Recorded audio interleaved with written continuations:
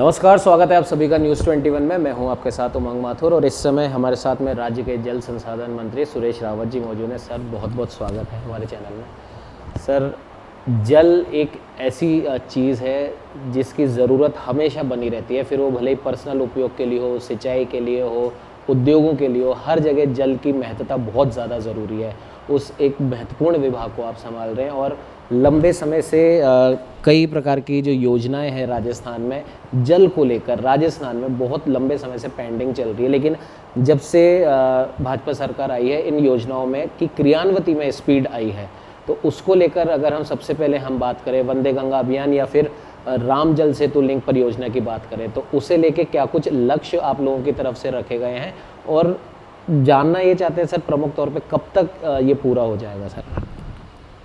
देखिए, राम जल सेतु लिंक परियोजना बहुत ही अति महत्वपूर्ण परियोजना है। सरकार की बहुत ही अति महत्वाकांक्षी योजना है और ये योजना वर्षों पहले धरातल पर उतर जानी चाहिए थी, लेकिन ये समय के साथ राजनीति की भेंट चढ़ती गई। लोग इसको राजनीतिक स्वार्थ के लिए अटकाते गए, लटकाते गए। राजस्थान की करोड़ों जनता तो प्यासी मर रही थी, उसके बारे में सोचा भी नहीं। मैं धन्यवाद देना चाहता हूँ हमारे यशस्वी प्रदेश के मुख्यमंत्री आदरणीय भजनलाल जी को, जिन्होंने मुख्यमंत्री की कुर्सी संभालते ही सबसे पहले इस योजना पे काम किया, इस योजना पे आगे बढ़े, मध्य प्रदेश को विश्वास में लिया। मध्य प्रदेश के मुख्यमंत्री जी के साथ कदम से कदम मिला के केंद्र की सरकार को विश्वास में लिया और इस काम को आगे बढ़ाया। राजस्थान और मध्य प्रदेश के बीच में एमओयू डीपीआर का एमओयू हुआ। हमारी डीपीआर बिल्कुल बन के तैयार है और हमने प्रथम फेज़ के टेंडर कर दिए, वर्क ऑर्डर दे दिए, धरातल पे काम स्टार्ट हो गया। सेकंड फेज़ के भी हमने टेंडर कर दिए, टेंडर प्रक्रियाधीन है, जल्दी निविदाएँ खुलेगी और काम प्रारंभ होगा और ये 17 जिलों के लिए एक जीवनदायिनी का काम करेगी। और यहाँ पे पीने के पानी के साथ साथ किसानों को सिंचाई का पानी भी मिलेगा, औद्योगिक विकास के लिए उद्योगों को पानी मिलेगा।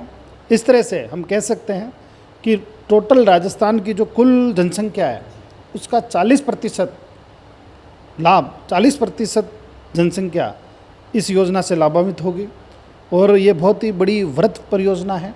इस परियोजना के अंदर हम तेज़ी से आगे बढ़ रहे हैं और इससे करोड़ों लोगों की जो प्यास बुझेगी।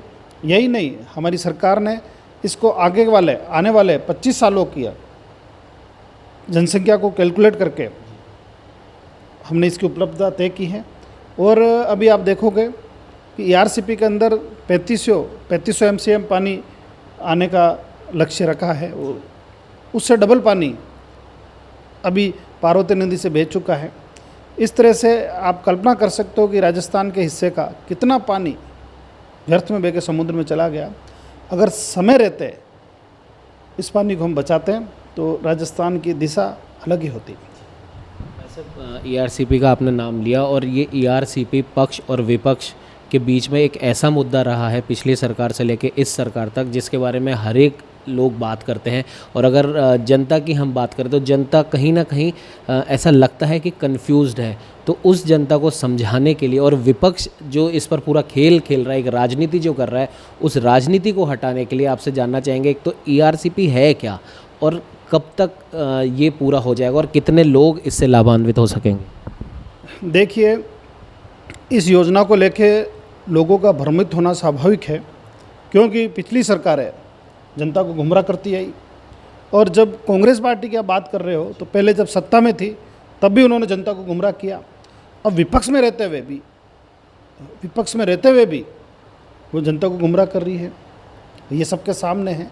लेकिन जब ये योजना धरातल पर आएगी, लोगों को इसका लाभ मिलेगा तो सारे भ्रम टूट जाएंगे और राजस्थान के अंदर पानी की गंगा बहेगी। और ये योजना बहुत बड़ी योजना है और इस योजना के बारे में बताना चाहूँगा कि काली सिंध और पार्वती हमारी 2 प्रमुख नदियाँ हैं। इन नदियों का पानी बरसात के दौरान व्यर्थ में बह के समुद्र में चला जाता है। हम इन दोनों नदियों का पानी लिफ्ट करके वाटर ब्रिज के माध्यम से, कैनाल बना के, सुरंग बना के, पाइपलाइनों के माध्यम से हम राजस्थान के जो 17 ज़िले हैं उन ज़िलों में पीने की व्यवस्था करेंगे। कुछ जगह ऑलरेडी नवनेरा हुआ, इसरदा है, हमारे ऑलरेडी बैराज बने हैं, उनको भरेंगे।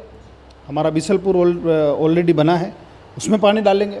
अजमेर के अंदर हम एक नया आर्टिफिशियल रिजर्वायर बना रहे हैं। अलवर के अंदर हम एक नया आर्टिफिशियल रिजर्वायर बना रहे हैं। सवाई माधोपुर के अंदर जो डूंगरी बांध है, जिसकी क्षमता बहुत बड़ी होने वाली है, उसका हम निर्माण कर रहे हैं।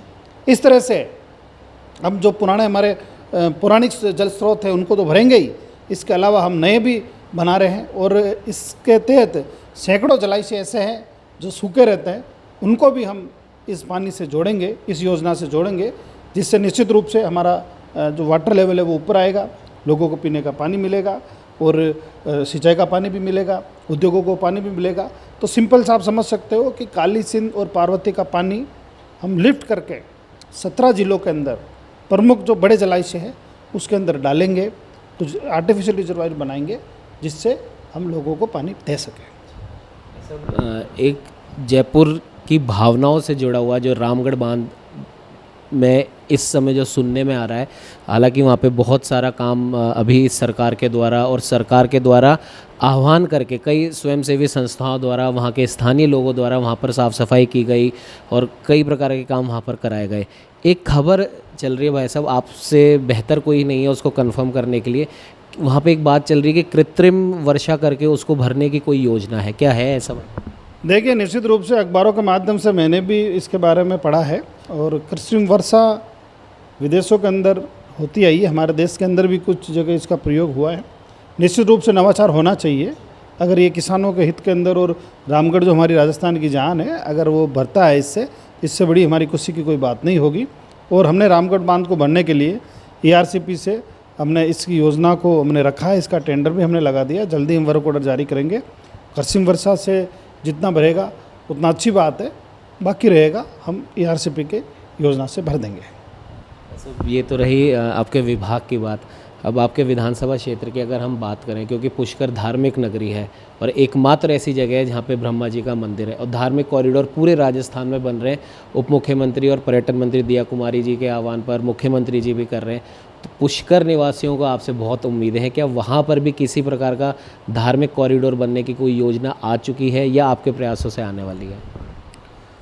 जब जब प्रदेश के अंदर, देश के अंदर भारतीय जनता पार्टी की सरकार रही है, अभी वर्तमान के अंदर भी है, तो हमारे जो पौराणिक स्थान है, जो हमारी विरासत में हमें मिले हैं, अति महत्व के स्थान हैं, उन सब को संजोने का काम हमारी सरकार करती है।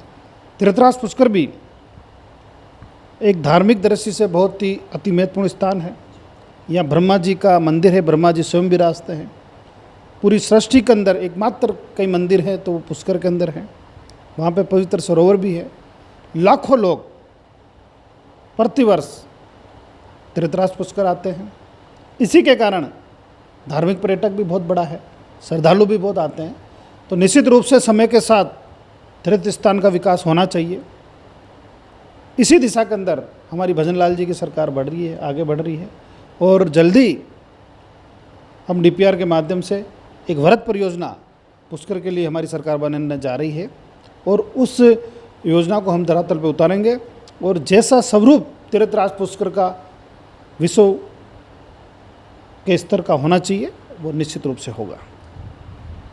ये थे हमारे साथ जल संसाधन विभाग के मंत्री सुरेश रावत जी। और जल संसाधन विभाग जो भी योजना लेके आ रहा है, भले ही राम जल सेतु लिंक परियोजना हो, ERCP, उसके बारे में विस्तार से इन्होंने बात करी और आगे सरकार की क्या कुछ कार्य योजना इन दोनों ही परियोजनाओं के बारे में, उसके बारे में सुरेश रावत जी ने प्रकाश डाला। और रही बात इनके विधानसभा क्षेत्र पुष्कर की, तो वहाँ पर भी एक बेहतरीन धार्मिक कॉरिडोर जो कि लंबे समय से पुष्कर वासियों की मांग है, वो भी जल्द ही बनने जा रहा है।